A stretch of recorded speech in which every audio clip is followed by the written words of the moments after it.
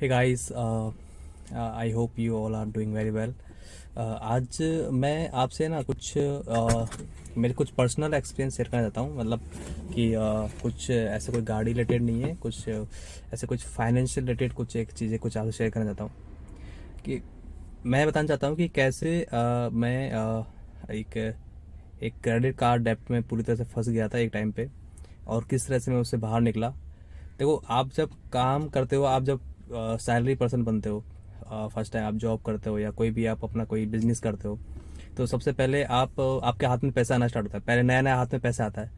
तो अचानक मान लो कि आपकी कोई सैलरी, आपकी जॉब लगती है कुछ 20,000 रुपये या 25,000 रुपये, 30,000 रुपये, जितने भी आपका सैलरी पैकेज होता है, या कोई आपका इनकम सोर्स होता है जिससे आपके हाथ में 20-25 हज़ार रुपये महीने के आते हैं। तो आप सोचते हो कि अभी इनको हम मतलब आपके पास होता नहीं कि खर्च, मतलब आप कुछ भी अननेसेसरी चीज़ खरीद लाते हो, या कहीं पे भी जाके कुछ कपड़े खरीद लाए या कुछ खरीद लाए, कहीं जाके वैकेशन में जाके फ्लाइट टिकट से आपने अच्छे खासे खर्च करके आ गए, जो आपके 20,000 30,000 से भी आगे खर्चे चले जाते हैं वो।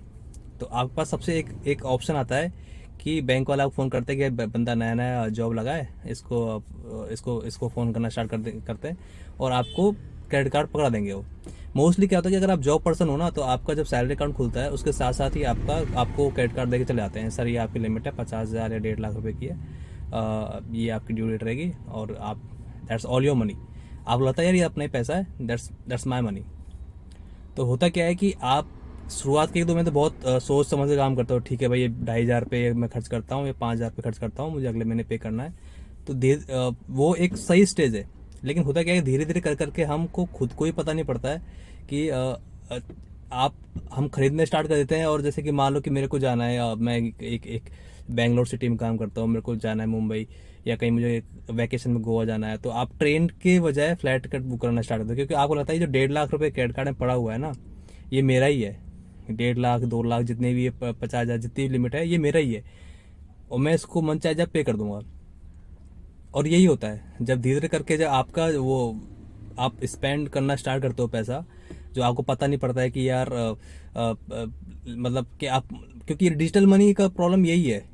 आप जब 500 रुपये अपने हाथ से किसी को दोगे ना, तो आपको फील होता है कि हाँ, मैंने 500 रुपये कुछ खरीदा है।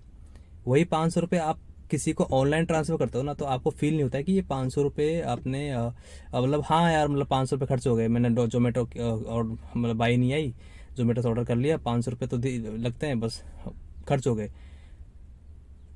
हम ये भी नहीं सोचते कि घर पे बैठे का हमारा पूरा राशन पड़ा हुआ है, इसको हम छोटा मोटा कुछ बना सकते हैं, मैगी बना खा सकते हैं आराम से, जो आपको फ्री ऑफ कॉस्ट काम हो जाएगा। क्योंकि वो जो डिजिटल मनी होती है ना, कि आपकी भाई अकाउंट से अकाउंट्स ट्रांसफर में, वो आपको दिखा नहीं है, वो इजिली हमको इतना इम्पैक्ट करता नहीं है, मेंटल इम्पैक्ट नहीं करता है।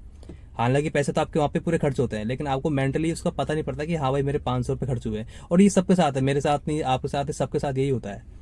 और इसलिए ये सरकार का भी यही होता है कि आप ऑनलाइन ट्रांसफर ज़्यादा करो, क्योंकि ज़्यादा आप खर्च करोगे, ज़्यादा इतना इकोनॉमी फर्क पड़ता है उस चीज़ से। मैं उस चीज़ पे नहीं जा रहा कि इतना नॉलेज है भी नहीं मेरे अंदर। तो मैं अपनी कहानी ये बता रहा हूँ, मतलब कहानी क्या, मैं आपको एक्सपीरियंस शेयर करता हूँ कि मैं भी ऐसे कुछ लग गया था। ठीक है, मेरी नई नई सैलरी आने लगी थी, खुश हो गए, चलो बढ़िया है। अभी क्या, फैमिली को भेज दिए कुछ पैसे खा के आ गए। अब क्या करें इनका, चलो ठीक है, पार्टी शार्टी कर लेते हैं, घूम के आए थे, या कोई अननेसेसरी कुछ कपड़े वपड़े खरीद लेते हैं, जो ऑलरेडी आपके पास बहुत सारे पड़े हुए हैं, लेकिन फिर भी खरीद लाए आप कुछ, क्योंकि आपको एक शो ऑफ की ज़िंदगी का नया नया शौक लगता है कि ठीक है यार, आप कुछ जूते खरीद रहे हो तो डाल रहे हो फेसबुक व्हाट्सएप पे, स्टेटस लगा रहे हो। और ये सबके साथ होता है, मैं अपनी नहीं बोल रहा, आपकी नहीं बोल रहा, सबके साथ ही होता है। हम धीरे धीरे कर करके जो आपका मंथली बिल जो 2,000 आ रहा था, वो 5 में कन्वर्ट होता है, 10,000 में कन्वर्ट होता है। करते करते आप महीने के सैलरी को छोड़ के क्रेडिट कार्ड पे 25-30 हज़ार रुपये का स्टार्ट कर देते हो। अभी जब मैं अपना करियर के स्टार्टिंग में था, आज से करीब 3-1 साल पहले, तो मेरे ऑफिस में एक बंदा था, वो अपना क्रेडिट कार्ड का, एक क्रेडिट कार्ड का बिल दूसरे क्रेडिट कार्ड से चुकाता था, और कुछ पैसे वो पेटीएम वॉलेट में लेता भी था, अपने क्रेडिट कार्ड से निकालता भी था।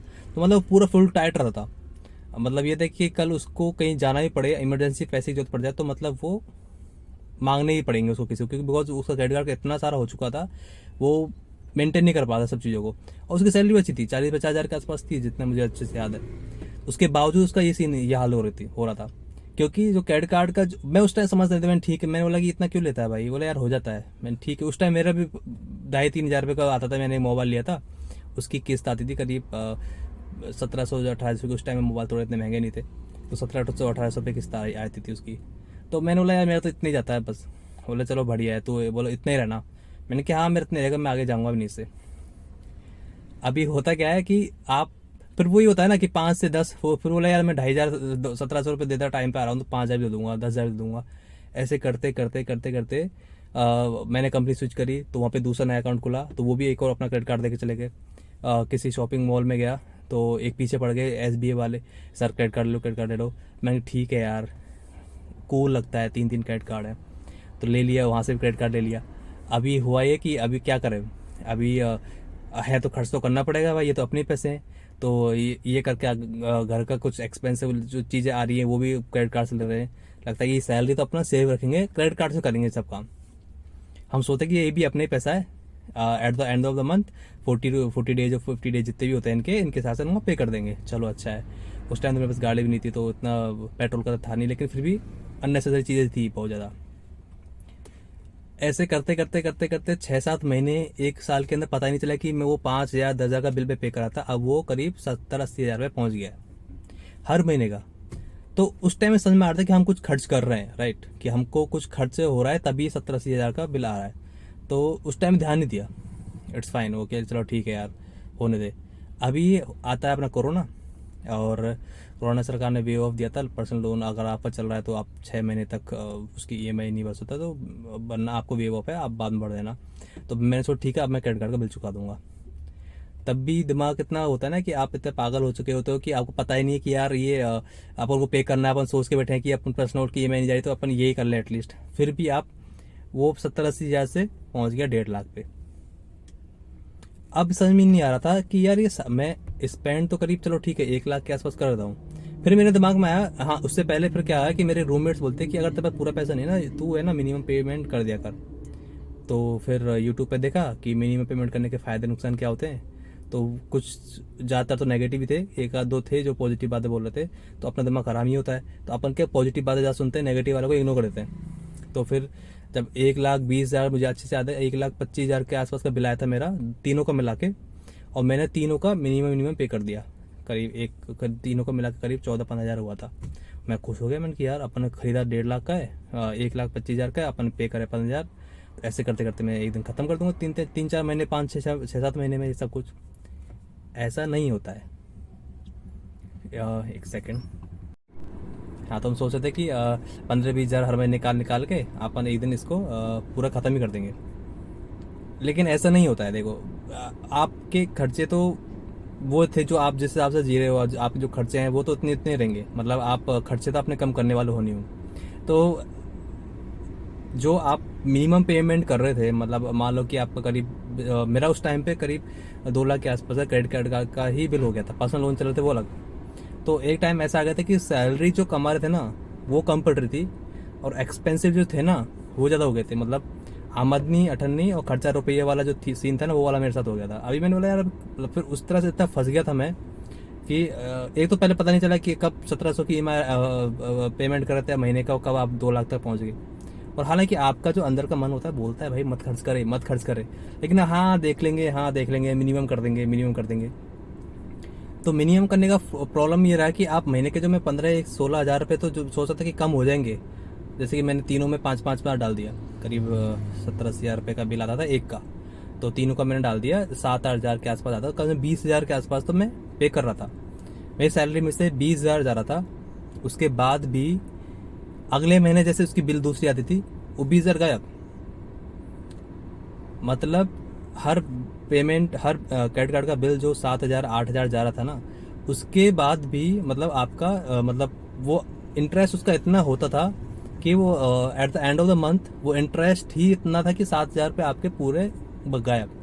मतलब जो बिल था वही कोई रह जाता था, अगले दिन वही बिल बन, अगले महीने वही बिल बन के आता था। मतलब 70-80 हज़ार, मान लो कि किसी बिल का 60 हज़ार के आसपास आपका है, आपने 6 हज़ार डाल दिया एज ए मिनिमम पेमेंट। आपने सोचा कि अगले महीने 54 हज़ार का बिल में आएगा, तो मैं 54 में से और 6 डालूंगा, ऐसा ऑन मैं कंटिन्यूस एक दिन 54 हज़ार खत्म कर दूंगा। ऐसा नहीं होता है भाई।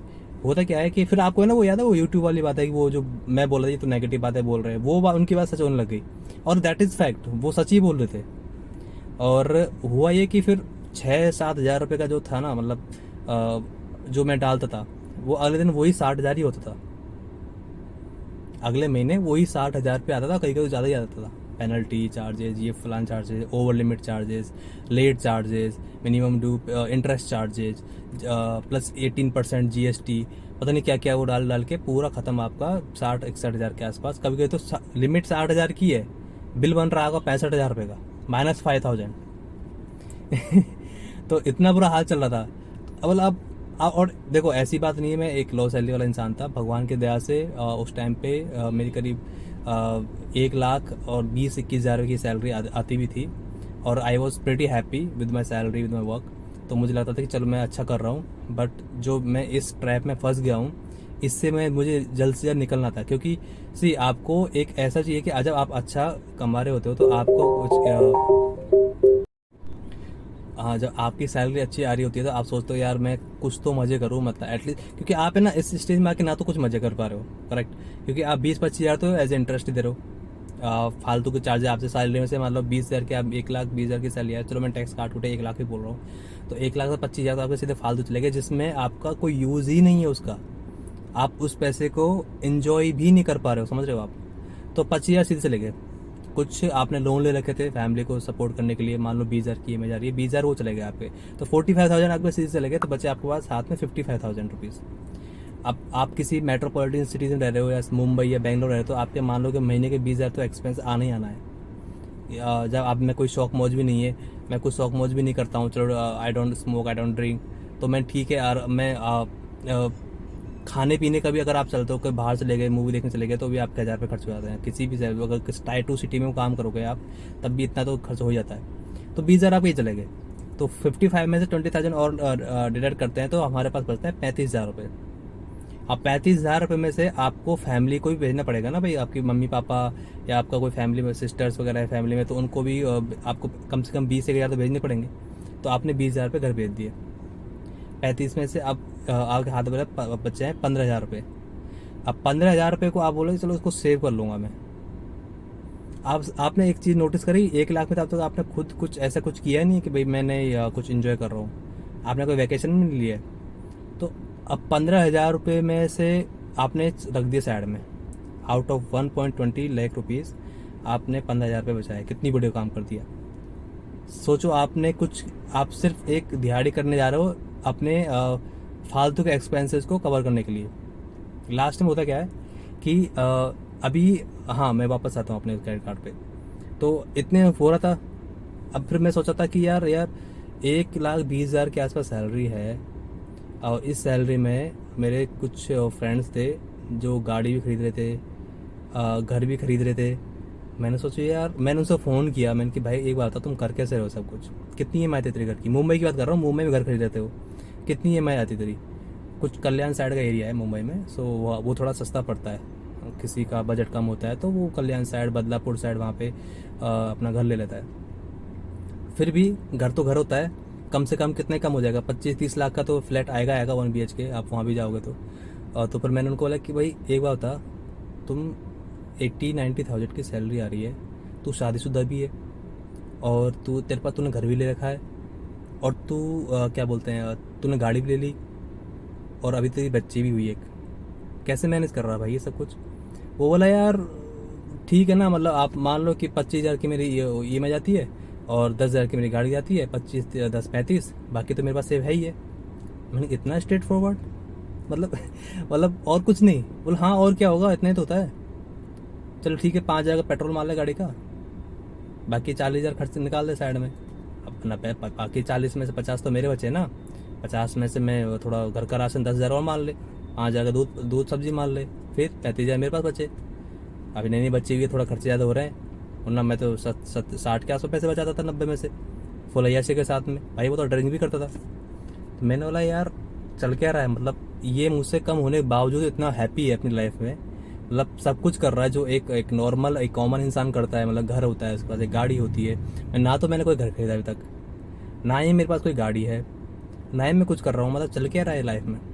तो फिर उस दिन मैंने डिसाइड किया कि सबसे पहले इन सब चीज़ों से ऊपर आने के लिए, अगर मैं चाहता हूँ कि मेरे पास कुछ एक अच्छी फैमिली हो, तो अच्छी एक लाइफ में बिता पाऊँ, सिर्फ कमाने से नहीं, आपको अपने एक्सपेंसेस भी आपको हैंडल करना आना चाहिए। ये प्रॉब्लम होता है ज़्यादा, जो आप कम उम्र में कमाना स्टार्ट करते हो, अच्छा खासी आपकी सैलरी होती है ऊपर वाले की दया से, तो आपको पता नहीं कि मैं उन पैसों को करूँ क्या, आप फालतू उल्टे सीधे काम करते हो। जो मैंने किए, कुछ खरीद लिया, कुछ भी कहीं फ्लैट से बुक करा लिया, पता नहीं, देख भी नहीं रहे प्राइस कितनी है, 8,000 की फ्लैट आ रही है, आज कल जाना है और आज हम फ्लाइट की टिकट करा रहे हैं, तो ऑफकोर्स महंगी तो होनी है, वो 8,000 की फ्लैट आएगी आपकी। तो फिर मैंने सोचा कि चलो अभी ऐसे करते हैं, क्रेडिट कार्ड का ख़त्म करते हैं सबसे पहले। तो मैंने जिनसे मैं थोड़ी बहुत उधारी ले रखी थी उनको फ़ोन किया, मैंने कहा भाई देख, 3-4 महीने तक मैं पैसे नहीं दूंगा तुम्हारे, I will have to do something else, कुछ मुझे और कुछ करना है। वो बोला ठीक है, लोड नहीं है भाई, तू और आग ले ले। मैंने कहा ठीक है। तो फिर मैंने फिर उनके पैसे 4-5 महीने बाद दिए। तो फिर मैंने क्या किया कि अपना जो IT डिक्लेरेशन था वो मैंने ज़्यादा कर दिया, ताकि मेरे हाथ में सैलरी ज़्यादा आए। At the end of financial year मैं सोचूंगा कि ठीक है, मैंने ये इन्वेस्टमेंट होंगे तो ठीक है, वरना उस टाइम पे कट जाएगा, लेकिन आज मुझे ज़रूरत है उन पैसों की। तो मैंने डिक्लेरेशन थोड़ा ज़्यादा कर दिया और मेरे हाथ में पूरे 1-20 आने लग गए, 1-20-1-21। तो फिर मैंने सबको जोड़ा, एक महीने घर वालों को 20,000 भेजने के बाद 1 लाख मेरे पास बचता था। तो और अब तो वर्क फ्रॉम चल रहा था, तो अपन को तो फिर मुंबई का जो 20,000 खर्च हो रहा था वो भी जरूर, उसकी भी वो भी बच रहा था अपना। तो सबसे पहले क्या किया कि 3 महीने की सैलरी में अपने 2 क्रेडिट कार्ड बंद कर, मतलब ख़त्म कर दिया पूरा उनका। तो और एक का, हाँ, तीनों ख़त्म कर दिया शायद, सॉरी, मेरे पास 1.8 का टोटल अमाउंट बैठ रहा था आउटस्टैंडिंग, तो वो पूरा ख़त्म कर दिया मैंने। खुशी हुई काफ़ी, चलो यार क्रेडिट कार्ड तो ख़त्म हुए सबसे पहले। अभी जो आप अननेसेसरी, अब उन क्रेडिट कार्ड को एटलीस्ट मैं यूज़ भी कर पा रहा था। चलो फिर मैं सोचा कि अब क्या करना है अपन को, बस सिर्फ 2-3 काम करता था मैं, अब करता हूँ, सॉरी। ग्रोसरी आ गई मंथली, और एक क्रेडिट कार्ड को बंद करा के मैंने उसको BP से करवा लेता, जिससे मैं गाड़ी का पेट्रोल वगैरह यूज़ करूँ, ताकि एटलीस्ट यूज़ तो होता रहे वो। तो मंथली मेरा 10-1 हज़ार का खर्च आता है, मतलब बिल आता है 10 से 12 हज़ार रुपये। दैट इज़ फेयर इनफ, मैं ठीक है, इनको तो मैं आराम से हैंडल कर सकता हूँ।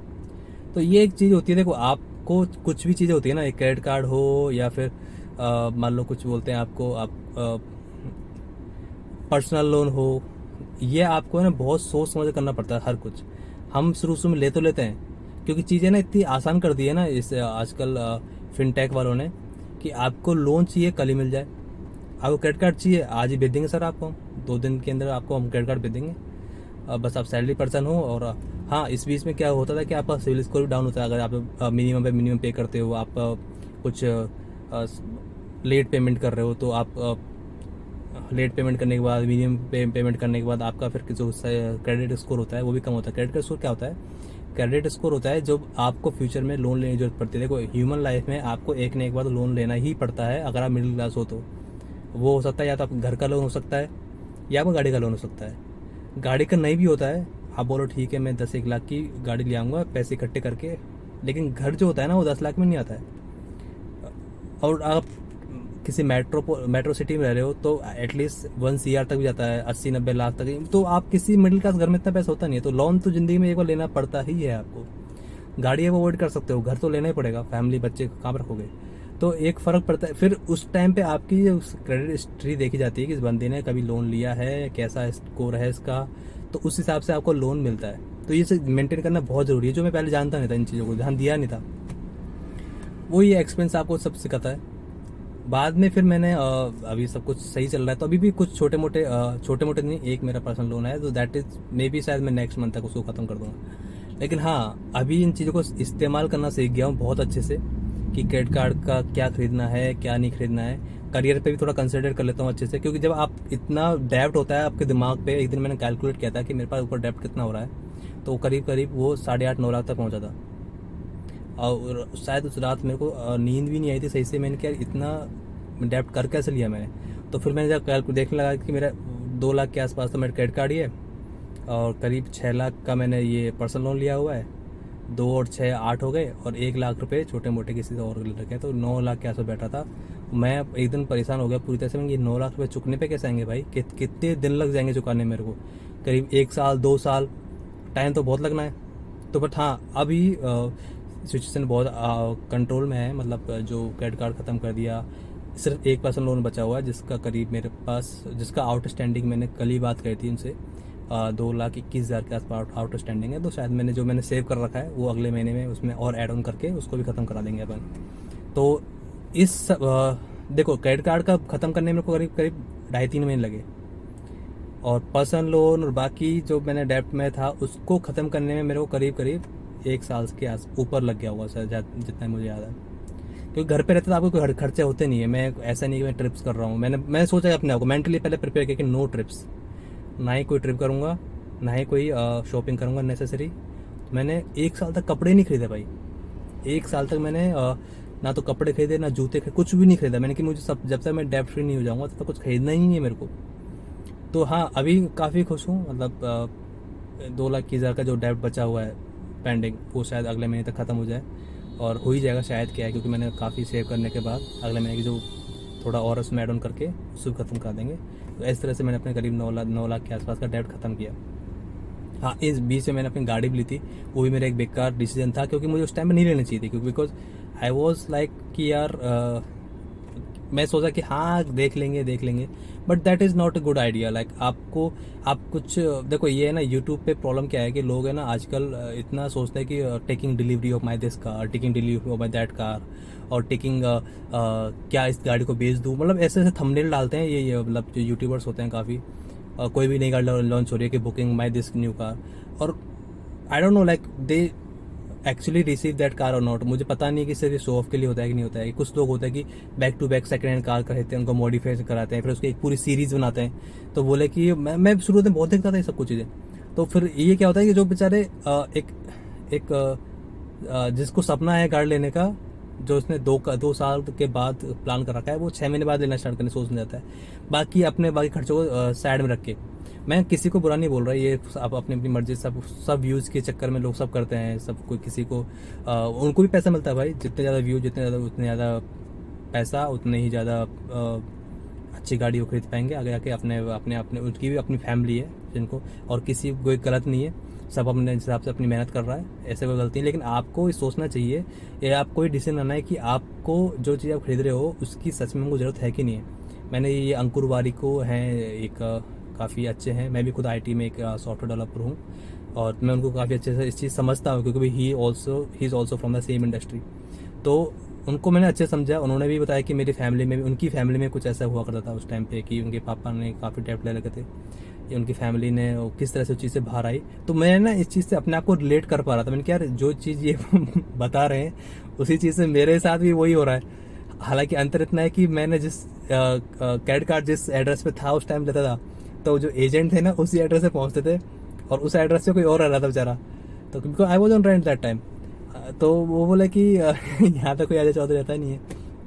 बट हाँ, that is also a not a good idea to having multiple credit cards. तो मैंने शायद अभी मेरे पास 3 क्रेडिट कार्ड है, एक बंद कराना भी एक नुकसानदायक होता है इनको। बट हाँ, आई डोंट मैं इनको यूज़ नहीं करता पूरी तरह से। और बीच में कभी कभी मेरा ही मन करता है कि चलो नई गाड़ी ले आते हैं, लेकिन फिर अपने आप को फिर से संभालते हैं, क्योंकि अब मैं बहुत मैच्योर हो गया हूँ चीज़ में कि क्या चीज़ खरीदनी है, क्या चीज़ नहीं खरीदनी है। तो फिर मैं देखता हूँ कि यार मेरी इस गाड़ी में कोई मतलब प्रॉब्लम ही नहीं है। हाँ, छोटे मोटे हैं तो ठीक है, अपन इसको 4-5 साल या 4-5 साल एटलीस्ट 2 साल तो चला ही लेंगे यार अच्छे खासे। तो उसका मतलब ये नहीं कि आपको कल मन हुआ, आपके हाथ में पैसा है, आप सोल्टी में मेरे अकाउंट में 2 लाख रुपये पड़े हुए हैं, चलो ठीक है 2 लाख का डाउन पेमेंट करके आ जाऊँगा, गाड़ी उठा लेता हूँ। ये सही आइडिया नहीं है। आप अकाउंट में 10-20 लाख रुपए पड़े हों तब जाके 2 लाख का डाउन पेमेंट का सोचो, बिकॉज फैमिली में कुछ भी ज़रूरत पड़ सकती है, और आपको पता भी नहीं है कि कब हम पैसों की हमको अचानक जरूरत पड़ गई है। तो यूट्यूब पे देखो, आप यूट्यूब लाइफ में मत जाइए। आप कि जो भी आप देख रहे हो कि यूट्यूब पे ये बंदा लेको taking delivery of my that car, taking delivery of my that car, एक पूरी सीरीज बनाते हैं वो लोग, मॉडिफिकेशन की सीरीज बनाते हैं कि भाई मैं अपनी गाड़ी को मॉडिफाई करवा रही हूँ। तो आप इस चीज़ों में टेंटलाइज मत करो अपने आप को। एक होता है ना कि हमको दूसरों की लाइफ में, अब दूसरों की लाइफ को देख के हमको भी वो चीज़ करने की इच्छा होती है। वो नहीं भाई, उसके सब्सक्राइबर अच्छे खासे हैं, वो अफोर्ड कर पा रहे हैं इन चीज़ों को, और उनका मतलब ये है कि इसका मतलब ये नहीं है कि आप भी वो चीज़ अफोर्ड कर सकते हो। अगर आप जॉब वाले बंदे हो, 30-40 हज़ार महीने कमा रहे हो, तो आप ये चीज़ ईजिली अफोर्ड नहीं कर सकते। ठीक है, मैं तो यूट्यूब पे मैंने अपना एक्सपीरियंस लेकर डाला है। मैं तो यूट्यूबर है भी हो भी नहीं हूँ। I am a good salary person. मैंने आपको बताया भी था उस टाइम पे मेरी भगवान जैसा सब कुछ ठीक है। तो बस ये एक्सपीरियंस आपको शेयर करना ज़रूरी होता है कि आप अपने खर्चों को किस तरह से मैनेज करें और किस तरह से आपको आगे बढ़ना चाहिए। कि फालतू सामान बिल्कुल, मतलब वो आपकी इच्छा के ऊपर है कि आपको सच में ज़रूरत है या नहीं है। आप किसी यूट्यूबर ने बोला कि स्कॉर्पियो एन या सिर्फ 11-12 लाख रुपए की आ रही है, भाई आपके अकाउंट में 2 लाख पड़े हुए हैं, you have 2 lakh rupees in your account, और आप सोच रहे हो कि मैं स्कॉर्पियो एन बुक करा देता हूँ। तो ये सही आइडिया नहीं है। मैंने तो ऐसे देखा है जिनके सब्सक्राइबर 5-6 हज़ार पे 5-6 हज़ार ही हैं बेचारे, और वो भी स्कॉर्पियो एन बुक करा रहे हैं just because they want to get views, सबको व्यूज़। बिकॉज वो ये ना कि अगर आप जाके देखोगे तो वो सच में खरीद ही लेंगे उस चीज़ को। तो आपने कभी नोटिस किया होगा ना कि कुछ भी होता है कि सब वही चीज़, मतलब एक, मैं किसी को वो बुरा नहीं बोल रहा, बट हाँ चलो ठीक है, इस मामले में ज़्यादा बात करना सही भी नहीं है। That is not a really good thing to share. जो मेरा जो मेन रीज़न था शेयर करने का, जो मैं क्या शेयर करना था, वो मैंने आपको बताया कि किस चीज़ से आप इन चीज़ों से बाहर निकल सकती है और निकलना चाहिए, और क्या आपको किस चीज़ टाइम पे खर्च करना चाहिए। Even if you are good salary person, आप 2 लाख भी कमा रहे हो ना महीने के, उसके हिसाब से भी आपको क्या सच में कुछ चीज़ ज़रूरत है या नहीं है, उस हिसाब से आपको चलना चाहिए। कहीं ऐसे नहीं कि 2 लाख कमा रहे हो 3 लाख खर्च कर रहे हो, तो फिर भले ही आप, वो ये ना ट्रेड डेफिसिट होता है अपने इंडिया में और बाकी कंट्रीज़ में। अभी थोड़े दिन पहले मैंने आर्टिकल पढ़ा था, $100 बिलियन का ट्रेड डेफिसिट है। तो वो आपकी फैमिली में होगा, फिर वो फैमिली में वो डेप डेफिसिट होगा कि आप कमा 2 लाख रहे हो, खर्च 2.5 लाख रहे हो, तो 50,000 जो है ना वो आप ऐसे कर्जा लोगे किसी से, तो ये फ़र्क पड़ता है। खैर ये मुझे शेयर करना था, मैंने शेयर कर दिया। अगर आपको सही लगा तो thank you so much, have a good day, bye.